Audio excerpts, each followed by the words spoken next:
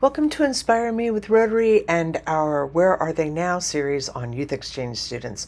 Meet Charlotte in her hometown, the city of Strasbourg, France. We are in Strasbourg, France with Charlotte, and she was an exchange student in what year? 2017, 2018. Wow. Yeah, pre-COVID, before we knew the world was going to change, right? Right. Yeah, that was a long time ago. I mean, it feels long and short at the same time. Yeah, right. So, what are the big milestones in your life since then? What's happened? Well, since then, came back. 3 years of high school. Then I lived for 2 years in Singapore.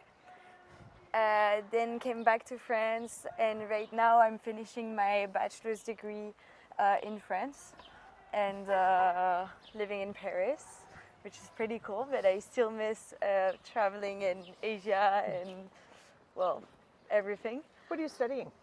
Well, it's a BBA, so business basically, but I'm majoring in finance. And you're in a apprenticeship right now? Yes. What's that? So it's a sort of 2-year program where I get to work for 8 months of the year and then study for 4. And so I'm doing this at Sanofi, and which is a French pharmaceutical company. And I'm doing international treasury, which is pretty cool and pretty interesting. And yes, that's pretty much it. So, what does your daily job look like? What are you doing? Well, every day is different, but basically working on cash and debt of Sanofi subsidiaries around the world, and dealing with issues and exchange rates, currency risk, all of that, and trying to hedge that risk. Yes. So yeah, I guess. Yeah, really every day is different. There's not one that resembles the other. I mean, they all kind of resemble each other, but I get different issues about different countries, and even political issues affect, exchange rates, so affect my job technically. So yeah, it's really interesting how everything has an impact on it. Charlotte has always had an interest in history and politics and its effects on the economy. So we'll have a chance to sit down and talk with her. But let's learn a little bit about her Rotary story and her time in America.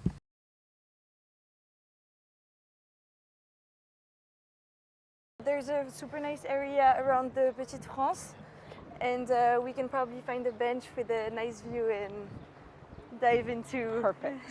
longer conversations, I guess. We'll head towards La Petite France, the small island that preserves the medieval history of Strasbourg. What club sent you, and where did you go? So the club is Strasbourg Est, so it's where my mom is. My mom is a part of that club, and my grandfather used to be a part of that club.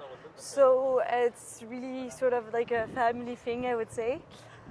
And so yes, that club sent me.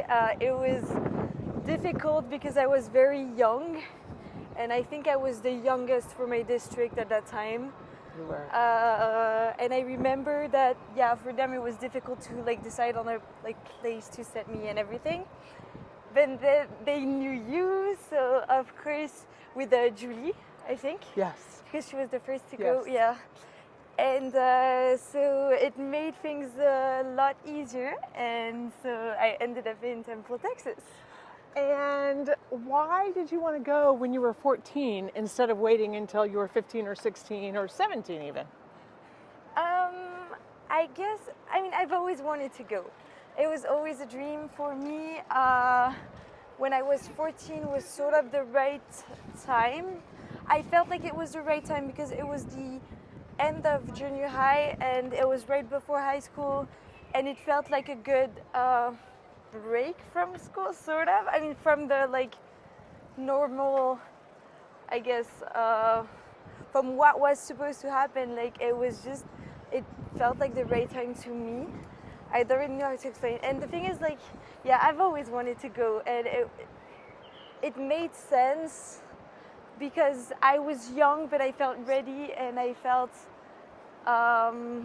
old enough to enjoy it and to be able to, yes, take the most out of it, I guess. So how did it interrupt your school, though? Well, the thing is, I had just done my brevet, which is the diploma at the end of junior high, and so it was basically like I hadn't started high school, but when I came back to France, I had to redo that year of high school that I had missed, which was the first year of high school in France because we only have 3 years. So it meant that I had to be like with the people from the year below, but I made amazing friends, did not have any issue with that, and I had still my friends from the year above as well. So honestly, You didn't feel like you missed out? no, Okay. really not. And it didn't interrupt your plan to add an extra year to your education? Well, I mean, of course it's not ideal, but then honestly, what's 1 year in a life? It's I think that's honestly- part of the maturity that made that work. And yeah, and I guess the thing is, it's a good reason to be 1 year, you know, I mean, traveling and being like abroad for a year is such an incredible experience that it doesn't matter. Like, it could have been a 2-year difference. It doesn't matter. Like, it doesn't change anything. Okay, I'm still right now with people from the year below, but that didn't change anything, I guess. I'm still making friends from like actually every year. Like, I don't have like a sort of Yeah. but you know what I mean. Like, it didn't change anything to the path. I guess I would have done things differently for sure if I hadn't gone, Sure. and probably not the same like university or like not the same interests. But Well, let's talk about that. How did this year form the next 6 years? honestly, it's hard. I love France. I love my country more than anything, but it made me want to travel. Definitely, like, it triggered that part in me that was like, I need to live abroad. I loved living abroad. I loved well, being able to travel and to live in another place, really, like, not only to see and be there as a tourist, but really to live there and experience it and make friends with local people, and like, all of this experience really made me want to study abroad, and that sort of shaped my choices. So when I got the results for like my uni admissions, for me, I mean, I basically had to choose between France, the UK, and Singapore. And well, chose Singapore, big surprise. Because it was the farthest away? Yes, and Or it the was most a foreign? place. Yeah, it was. So, it was very foreign. It was Asia, which was the first time for me. First time being in Asia. I mean, I had been to Nepal, but it's a different part of Asia. So first time in Southeast Asia, I would say. And so yes, I guess for me it was obvious. I mean, I got the results and I was like, well, that's Singapore. Yeah. Like, I'm going there. Yeah, I don't know. It felt really obvious at the time, and I think that was shaped by my exchange in the US, definitely. Changed the way I viewed my future, as not only like, maybe I would have been more focused on like staying in France and near my family if I had stayed, but the fact that I had lived abroad made me like, I don't know, it opened the whole world to me, basically. Like, I don't know how to explain it, but it's sort of, yeah, it made the world accessible and made me want to discover new things. And the fact that I enjoyed my year abroad so much just, yeah, triggered that idea that, yeah, I mean, I could live anywhere, I could enjoy being anywhere, and yeah. Okay, we are walking through Strasbourg and we're on Le Petit France part now, right? Yes. So I know how much you love Strasbourg. I do. How does Paris compare? It's very different. The thing is, everything's different. The culture, the food, and I know it's the same country and everything, but the history is so different that like you cannot compare. Like Strasbourg is home to me. Yeah. Paris isn't home, but I love it. Like I love it. There's like so much culture, so many things to do all the time. There's literally like, yeah, you can do anything in Paris, which is so entertaining, especially like as a young person. Yeah. You can go out, enjoy, go to museums, go to parks, go for a run, go to, I don't know. But yeah, I honestly love Paris and I enjoy my life there. I don't see myself living in Strasbourg now as a young person. Like I'm very happy to be in Paris. But Strasbourg has this special place in my heart, definitely, since I grew up here, and yeah, it's home. Like it's home.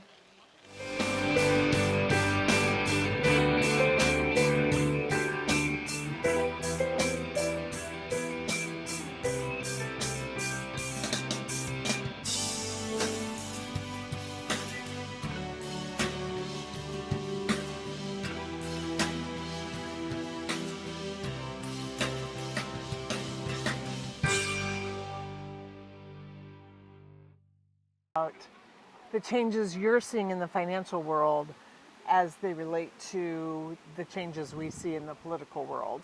What are the dips? What are the highs and the lows?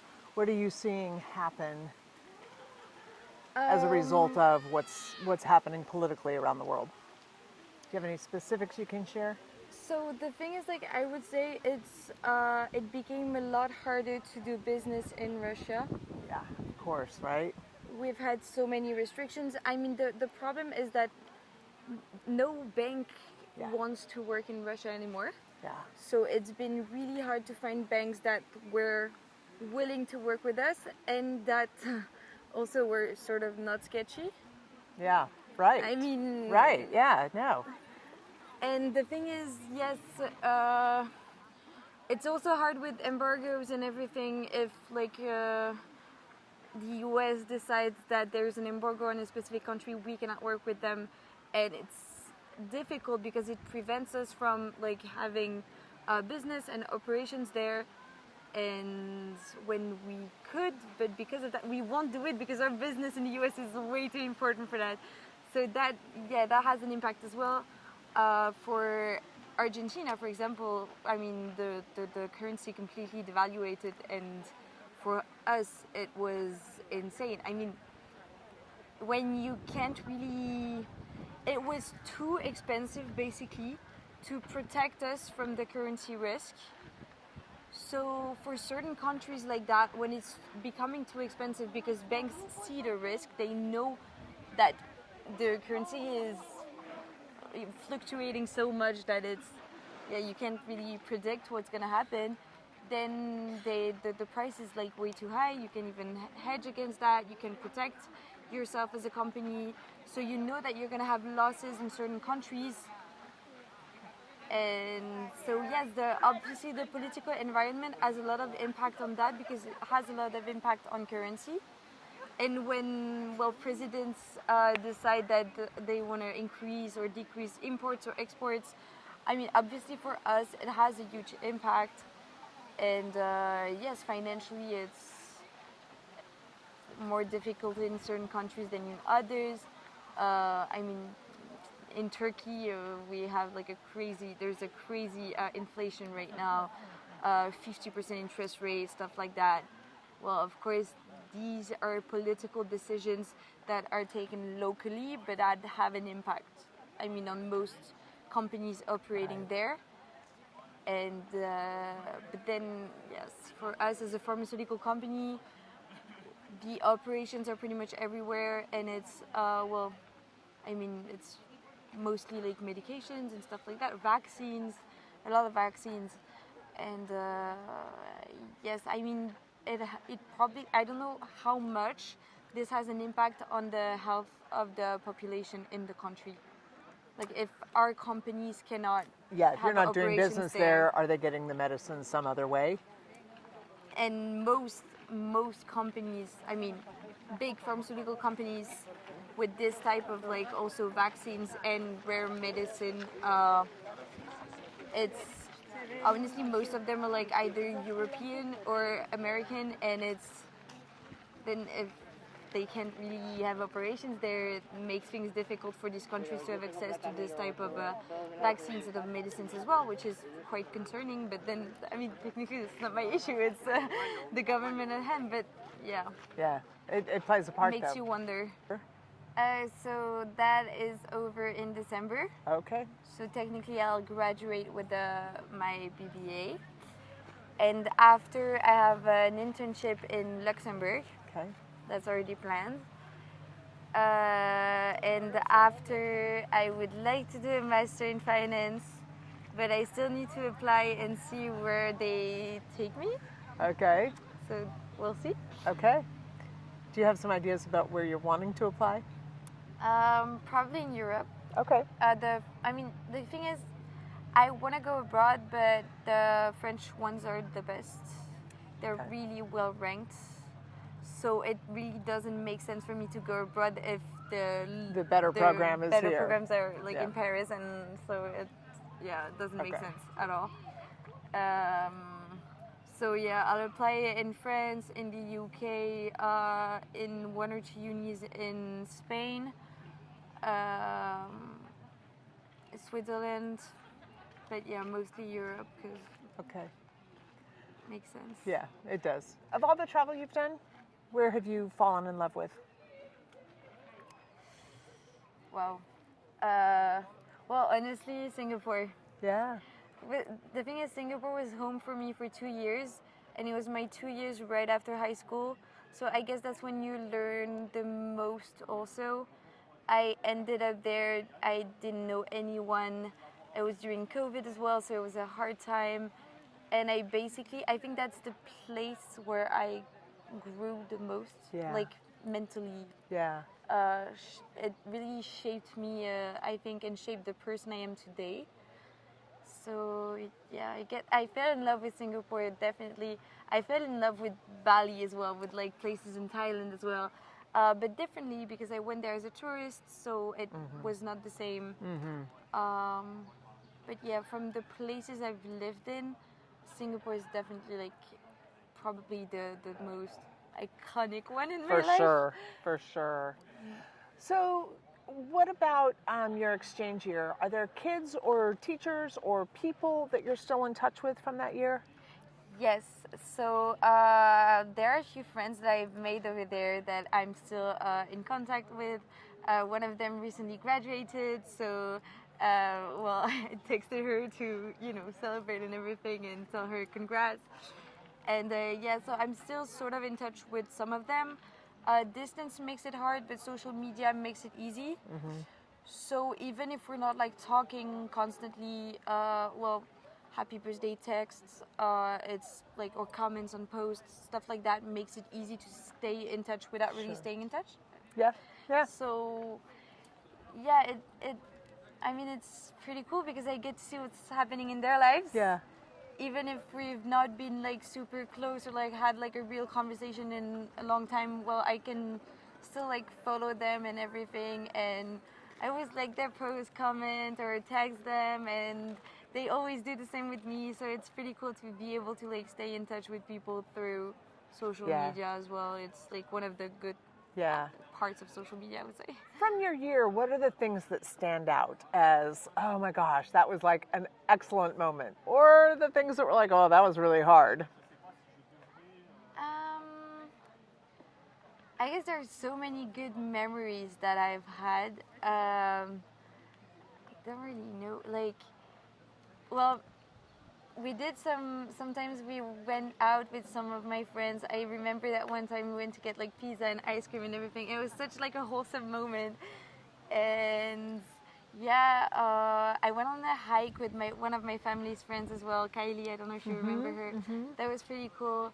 There are a few moments that stand out, moments with you, Like I remember like Saturday and Sunday that we would spend around the house like doing projects and everything. That was like super, I mean honestly one of the best moments for me because we got to talk and do stuff together, and I don't know, it was always so meaningful, you know? Yeah. It felt really, yeah, Yeah. felt really good to do that and everything. And so yeah, these were the good moments, and there were plenty. I guess I didn't really have bad moments. Oh, good moments traveling as well. Like honestly, that was like, yeah, when we went to the Caribbean together. When I did some traveling with my parents, Yeah. with the whole group, so the Rotary kids, all the weekends and the whole big like when we did the East Tulsa. Coast and everything. Oh, yeah. The That Rotary was trip. awesome. Yeah. So yeah, Oh, when we traveling went to was New York, is that what you mean? yes, and then when I went When back you went with them, Rotary. with the Rotary, Yeah. and I mean, yeah, honestly, all of these things that we did together or that we Yeah. did with the Rotary and everything, that was, yeah, definitely highlights of the year. Yeah. Of course. And then, I mean, of course, there are like, I wouldn't say bad moments, but like moments where, well, everything doesn't seem as charming and Yeah. happy, of course. I mean, there are just moments when I just missed my family. Of course. I mean, yeah, I was still young at the time also, and yeah, being away for a year it was 9 months, but still, it was Right. a long time. And you have a brother at home, but you had a Yes. sister on exchange. Yes. So that was different as well. It was, so my brother at home, we were really close, even though we used to like sort of fight like as kids do, of course, and as siblings do. We were really close, so it was hard for me to like let that go as well and not see him all the time and everything. But then I had V at home, which was just so cool because it was like having a sister, but like we did not grow up together at home Right. at all, and we had different childhoods in different countries. V's Brazilian, and so it was just so, yeah, it was really amazing just to be able to have a sister, but that's so completely different from me. Like, Yeah. Well, and different personality. You two are two Yes. different Oh, yeah, girls tech- as yeah. well. Yeah. But and I would say from my perspective, that was something you really worked for. You really worked for that relationship. I feel like I did, but you know, it's worth it. It's so 100%. worth it. There are 100%. relationships that are so worth it to like, yeah, work for it. And of course, I mean, there were some issues sometimes. I would say I would call them issues, but the thing is, we're both young in a different country, far from like our families and everything. And we had you guys, but you know, sometimes everything is not just right. And I mean, some things were wrong for me, some things were wrong for her, and so technically, I mean, Yeah. it couldn't work as Yeah. yeah. But I think we both made efforts and made it into a thing that was so worth it in the end. Yeah. And we shared so many good memories, and I think we'll forever like have that connection I think so too. from that year. And even if we are very different people, very different. I mean, V's my sister forever, Yeah. like forever. Yeah. I think that's exactly right. I think that's exactly right. And I love for both of you that came to fruition. I love that. Yeah. Are you still involved in Rotary at all? Not really. Yeah. To be fair, not really. I should, but I have sort of disconnected from from the club here at home and everything. And so I probably don't, I mean, yeah. I used to like give it, I guess, more time and effort, Yeah. but I don't anymore, which is a bit sad. But Yeah. then I don't really have the time either, or I don't want to like Yeah. spend it like that also, Yeah. to be fair. So, yes. So I've heard your mom talk about the Rotaract Club in Strasbourg, and she really describes that as a really vibrant, young, exciting, dynamic group. Do you have anything like that in Paris? And if there was such a thing, would that be more interesting to you than going to Rotary meetings with your mom? So we probably do have that. The thing is, Paris is so, I mean, it's a lot bigger than Strasbourg. There's probably like plenty of clubs, and finding the right fit would mean that I would have to, first of all, like, I mean, evaluate all of these clubs and everything, and finding the right fit would be difficult. And also, I mean, it might be weird to say, but in Paris, I never have time. Yeah. Like, I never have time. Yeah. I feel like all my evenings are booked. I always have something, and it's actually crazy because